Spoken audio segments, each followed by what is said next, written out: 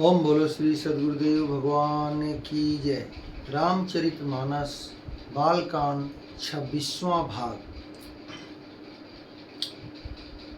सती मरत हरि सन बरु मागा, जन्म जन्म स्यु पद अनुरागा। तेहि कारण हिमगिरी गृह जाई, जनमी पार्वती तनु पाई। सती ने मरते समय भगवान हरि से यह वर मांगा कि मेरा जन्म जन्म में शिव जी के चरणों में अनुराग रहे। इसी कारण उन्होंने हिमाचल के घर जाकर पार्वती जी के शरीर से जन्म लिया। जब ते उमा शैल गृह जाई, सकल सीधी संपत्ति तह छाई। जह जह मुनिन सुआश्रम किन्ने, उचित बास हिम भूधर दिन्हे। जब से उमा जी हिमाचल के घर जन्मी तब से वहाँ सारी सीधियाँ और संपत्तियाँ छा गई। मुनियों ने जहाँ तहाँ सुंदर आश्रम बना लिए और हिमाचल ने उनको उचित स्थान दिया। सदा सुमन फल सहित सब ध्रुम नौ नाना जाति, परगटी सुंदर शैल परमणि आकर बहु भांति। उस सुंदर पर्वत पर बहुत प्रकार के सब नए नए वृक्ष सदा पुष्प फल युक्त हो गए और वहाँ बहुत तरह की मणियों की खानें प्रकट हो गई। सरिता सब पुनित जलु बहहीं, खग मृग मधुप सुखी सब रहहीं। सहज बैरु सब जीवन त्यागा, गिरि पर सकल करहीं अनुरागा। सारी नदियों में पवित्र जल बहता है और पक्षी पशु भ्रमर सभी सुखी रहते हैं। सब जीवों ने अपना स्वाभाविक बैर छोड़ दिया और पर्वत पर सभी परस्पर प्रेम करते हैं। सोह शैल गिरिजा गृह आए, जिमि जनु राम भगति के पाए। नित नूतन मंगल गृह तासु, ब्रह्मादिक गावहि जसु जासु। पार्वती जी के घर आ जाने से पर्वत ऐसा शोभायमान हो रहा है जैसा राम भक्ति को पाकर भक्त शोभायमान होता है। उस पर्वत राज के घर नित्य नए नए मंगलोत्सव होते हैं जिसका ब्रह्मादि यश गाते हैं। नारद सद समाचार सब पाए, कौतुक कहीं गिरी गेह सिधाए। शैल राज बड़ आदर किन्हा, पद पखारी बर आसन दिन्हा। जब नारद जी ने ये सब समाचार सुने तो वे कौतुक ही से हिमाचल के घर पधारे। पर्वताराज ने उनका बड़ा आदर किया और चरण धोकर उनको उत्तम आसन दिया। नारी सहित मुनि पद सिरुनावा, चरण सलील सबु भवनु सिंचावा। निज सौभाग्य बहुत गिरि बरना, सूता बोली मेली मुनि चरना। फिर अपनी स्त्री सहित मुनि के चरणों में सिर नवाया और उनके चरणोदक को सारे घर में छिड़काया। हिमाचल ने अपने सौभाग्य का बहुत बखान किया और पुत्री को बुलाकर मुनि के चरणों पर डाल दिया। त्रिकालज्ञ सर्वज्ञ तुम, गति सर्वत्र तुम्हारी। कहूँ सुता के दोष गुण, मुनिवर हृदय विचारी। और कहा, हे मुनिवर, आप त्रिकालज्ञ और सर्वज्ञ हैं। आपकी सर्वत्र पहुँच है। अतः आप हृदय में विचार कर कन्या के दोष गुण कहिए। कह मुनि बहसी गूढ़ मृदु बानी, सुता तुम्हारी सकल गुण खानी। सुंदर सहज सुशील सयानी, नाम उमा अंबिका भवानी। नारद मुनि ने हंसकर रहस्य युक्त कोमल वाणी से कहा, तुम्हारी कन्या सब गुणों की खान है। यह स्वभाव से ही सुंदर, सुशील और समझदार है। उमा, अंबिका और भवानी इसके नाम हैं। सब लक्षण संपन्न कुमारी, होई संतत पियहि पियारी। सदा अचल यही कर अहिवाता, यही तेजसु पैहि पितु माता। कन्या सब सुलक्षणों से संपन्न है। यह अपने पति को सदा प्यारी होंगी। इसका सुहाग सदा अचल रहेगा और इससे इसके माता पिता यश पावेंगे। होई पूज्य सकल जग माही, एहि सेवत कछु दुर्लभ नाही। यही कर नामु सुमिरी संसारा, यही तेजसु पैहि पितु माता। कन्या सब सुलक्षणों से संपन्न है। यह अपने पति को सदा प्यारी होगी। इसका सुहाग सदा सदा अचल रहेगा और इससे इसके माता पिता यश पाएंगे। होई पूज्य सकल जग माही, यही सेवत कछु दुर्लभ नाही। यही कर नामु सुमिरी संसारा, तिरिये चढ़ी हही पतिव्रत असिधारा।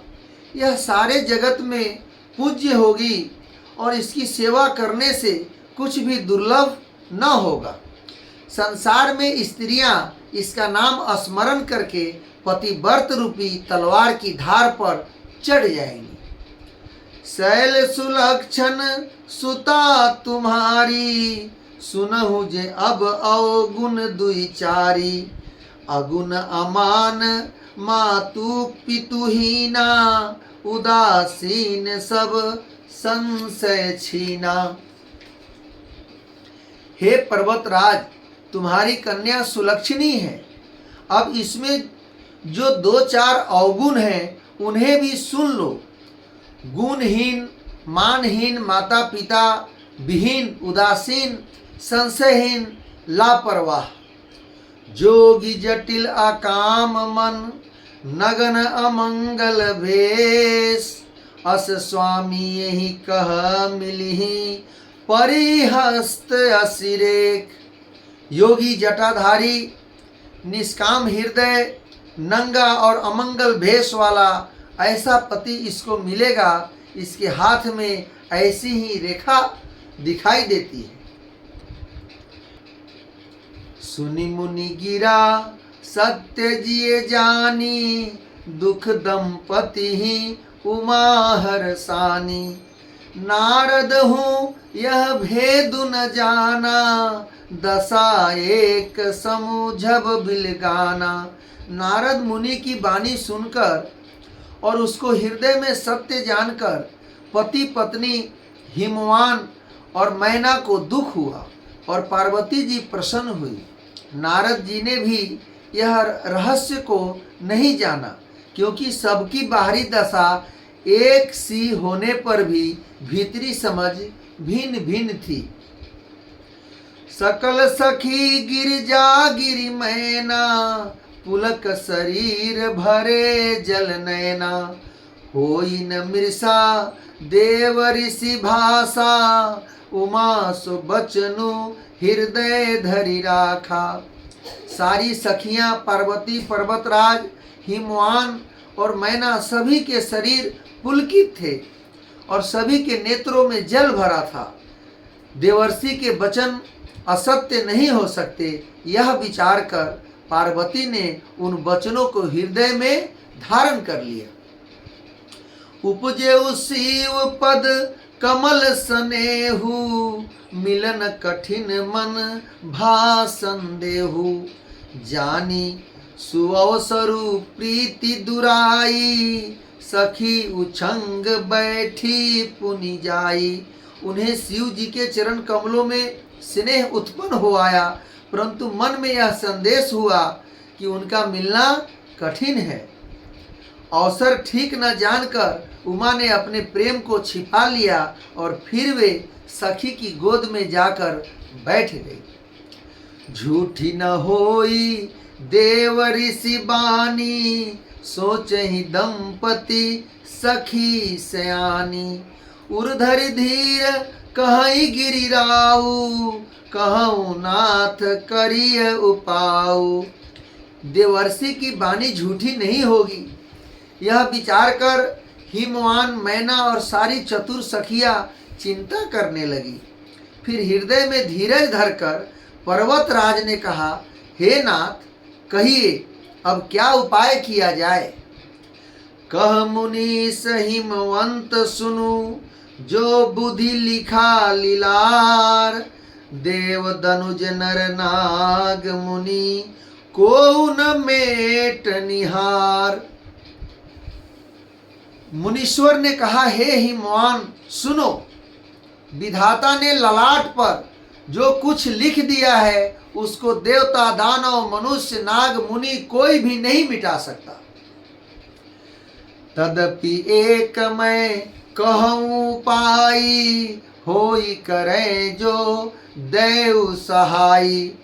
जस बरु मैं बरनेऊ तुम पाही, मिली उमही तस संशय नाही।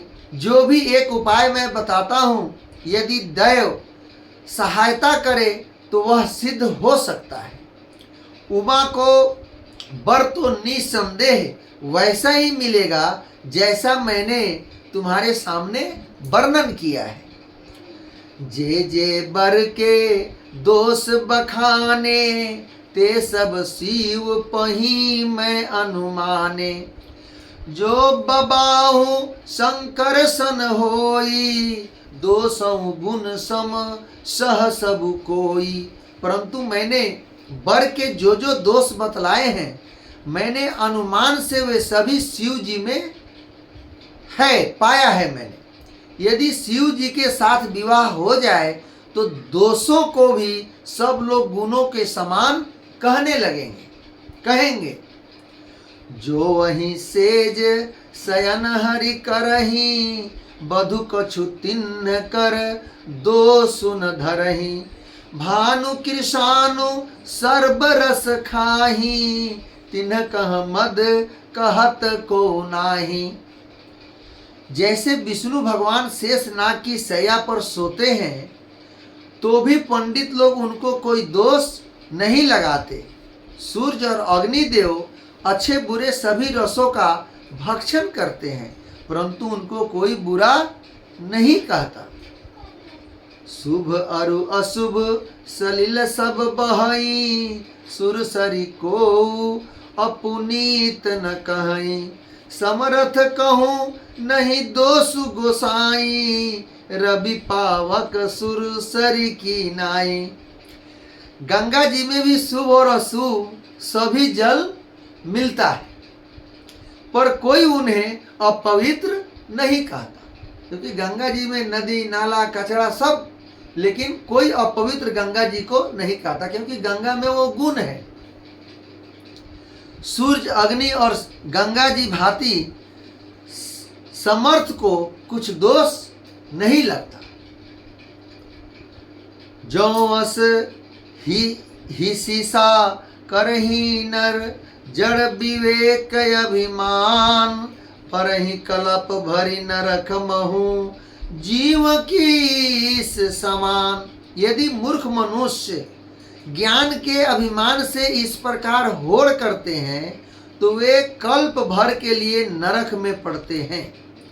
भला कहीं जीव भी ईश्वर के समान सर्वथा स्वतंत्र हो सकता है? सुरसरी जल कृत बारुनी जाना, कबहु न संत करही ते ही पाना। सुरसर मिले सो पावन जैसे, ईस अनीस ही अंतरु तैसे। गंगा जल से भी बनाई हुई मदिरा को जानकर संत लोग कभी उसका पान नहीं करते, पर वही गंगा जी में मिल जाने पर जैसे पवित्र हो जाता है। ईश्वर और जीव में भी वैसा ही अंतर है। शंभु सहज समरथ भगवाना, यही विवाह सब विधि कल्याणा। दुराराध्य पे अहि महेशु, आशुतोष पुनि किए कलेशु। शिव जी सहज ही समर्थ हैं, क्योंकि वे भगवान हैं। इसलिए इस विवाह में सब प्रकार से कल्याण है। परंतु महादेव जी की आराधना बड़ी कठिन है, फिर भी कलेश तप करने से वे बहुत जल्द संतुष्ट हो जाते हैं। जो तप करे कुमारी तुम्हारी, भावी उमेटी सकही त्रिपुरारी। यद्यपि बर अनेक जग माही, यही कह शिव तजी दूसर नाही। यदि तुम्हारी कन्या तप करे तो त्रिपुरारी महादेव जी होनहार को मिटा सकते हैं। यद्यपि संसार में बर अनेक हैं, पर इसके लिए शिव जी को छोड़कर दूसरा बर नहीं है। बरदायक व्रण तारति भंजन, कृपा सिंधु सेवक मनरंजन। इच्छित फल बिनु शिव अपराधे, लहियन कोटि जोग जप साधे।